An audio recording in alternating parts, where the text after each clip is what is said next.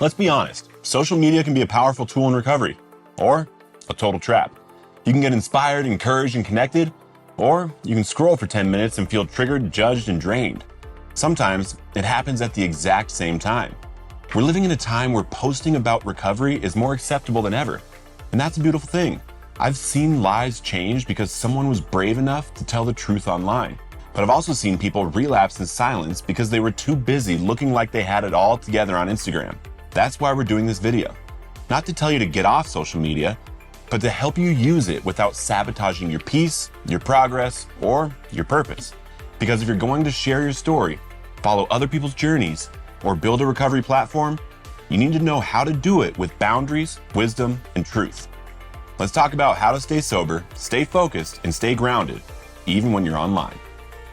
Hey, ever since my TEDx talk came out, Relapse Prevention Failed, I've had a lot of people ask where they can get this shirt.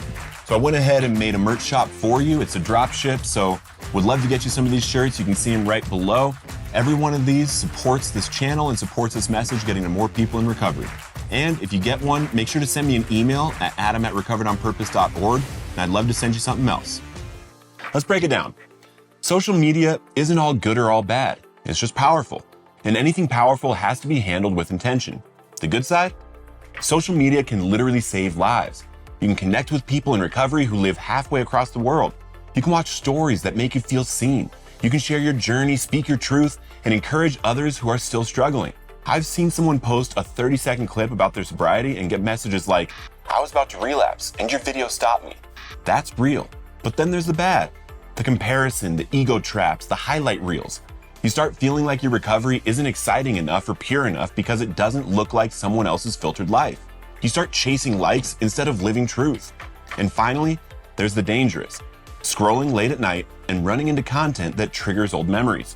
Following pages with edgy humor that slowly desensitize you to relapse. And messaging people you know are no good for your peace.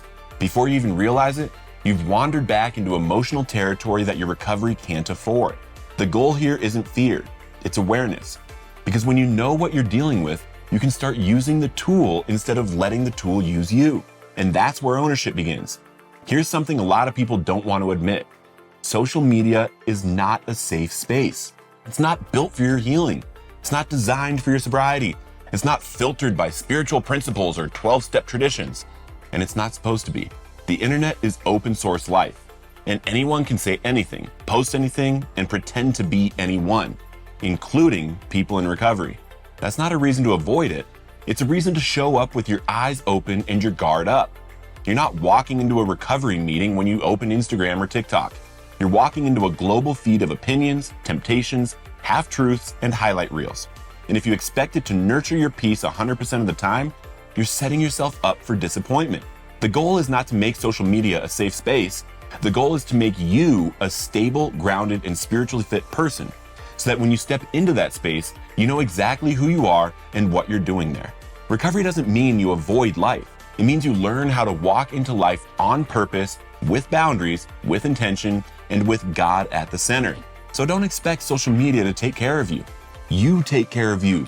And then you show up in that space as someone who brings light, not someone who loses it. Let's talk about something most people never think about: the algorithm. Social media isn't just showing you what your friends are up to. It's tracking your behavior, your emotions, your watch time, your pauses, your clicks, all of it. And then feeding you more of whatever kept your attention the longest. And that's not always a good thing. If you pause for 5 seconds on a video that's emotionally intense, even if you didn't like it, the platform takes that as a sign you want more of that. If you engage with posts about relapse, pain, even just controversy, guess what shows up more tomorrow? The algorithm doesn't care about your recovery. It only cares about your attention. And that means it can slowly train your mind to crave stimulation that feeds anxiety, insecurity, anger, or nostalgia for a lifestyle that nearly killed you. I've seen people start out watching positive recovery content, and 2 weeks later, they're back into threads filled with dark humor, drug memes, and videos that glorify the chaos they just escaped. You don't even realize it's happening until your peace is gone and your thinking is off. That's why you have to stay intentional. Curate your feed.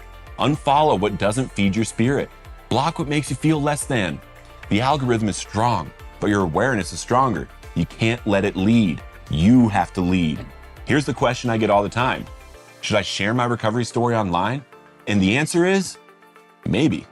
There's a lot of power in telling your story. It can help someone feel less alone. It can remind you of how far you've come. It can even open doors for service, purpose, and connection you never expected. But here's the key. You have to know why you're sharing. If you're doing it because you feel genuinely called to speak up, to encourage others, to be a light, go for it. But if you're doing it to chase validation, build a following, or prove something to people from your past, take a step back. Posting about your recovery can be powerful, or it can be performative. It can be healing, or it can be hollow. Only you know which one it is. When I started sharing publicly, it wasn't to get attention. It was because I knew people were dying the same way I almost did, and I couldn't stay quiet. So ask yourself, am I sharing to serve or to be seen? If it's service, go for it and stay rooted in truth. If it's ego, pause and get with God before you post. Your story is sacred. Don't give it away for cheap. If you're going to use social media in recovery, you need to learn one skill above all the rest. Protect your peace. That means you don't scroll mindlessly, you don't engage with drama, and you don't tolerate content that messes with your spirit just because it's trending. If something leaves you feeling anxious, insecure, tempted, or spiritually off, unfollow it, mute it, block it, walk away. You don't owe anyone your attention. Your attention is sacred. Protect it. Here are a few things that help me. First, I don't scroll first thing in the morning. I spend that time with God. Why would I let Instagram speak to me before the Holy Spirit does? Second, I limit my feed. I follow people who inspire growth, faith, recovery, and truth. If it doesn't lift me up, I don't need it. Third, I take breaks. Sometimes I delete the apps completely for a few days. It's wild how fast my focus and peace come back when I do. And finally, I check myself.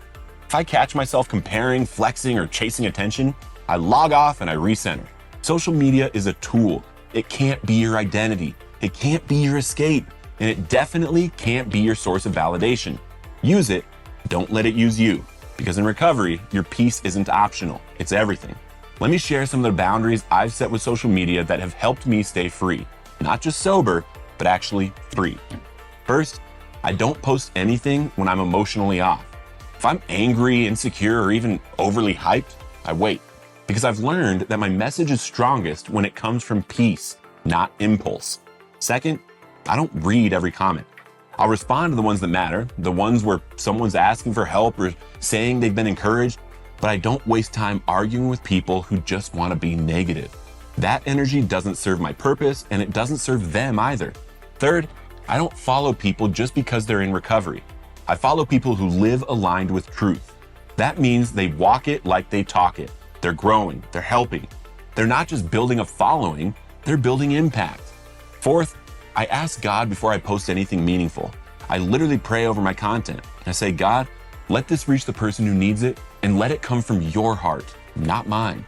Because for me, this isn't about growing a brand. It's about reaching people who are where I used to be, lost, hurting, and desperate for hope. So if I ever feel like social media is pulling me away from that mission, I pause or I log off. Simple as that. If you're feeling overwhelmed or off balance, I've got two options for you. First, try a 3-day social media detox. Just delete the apps for 3 days. Go back to living fully present. Journal, pray, go to a meeting, call someone in recovery, get grounded again. You'll be shocked how clear your mind gets when you quiet the noise. Second, if you're not ready to log off, use this daily checklist every time you open the app. Am I posting from peace or performance? Is this content helping me grow or keeping me stuck? Am I comparing or connecting? Did I spend time with God today before I got online? You don't need to be perfect, but you do need to be intentional. This isn't about cutting off the world. It's about showing up with clarity, purpose, and recovery at the center of your life. Social media isn't the enemy, but it's also not your recovery plan. It's a tool, and like any tool, I can build it or I can destroy it, depending on how you use it. So here's my challenge for you. Either try the 3-day detox or use the daily checklist for 1 week. Just one. Be intentional, be honest with yourself, and see how your peace shifts when you protect it. And if this video hit you, drop a comment below. Let me know, are you sharing your story online? Has social media helped your recovery or hurt it? Let's have a real conversation. And if you know someone who needs this message, send it to them. because your recovery is too valuable to be disrupted by distractions. Protect your peace, stay grounded, and remember, you weren't just rescued to scroll. You were rescued to lead as you continue living recovered on purpose. If you want to learn how sharing your story can become your purpose, you can click right here and watch this video for how to share it. And if you want to watch my TEDx talk, Relapse Prevention Failed, and how we can solve it together, you can click right here.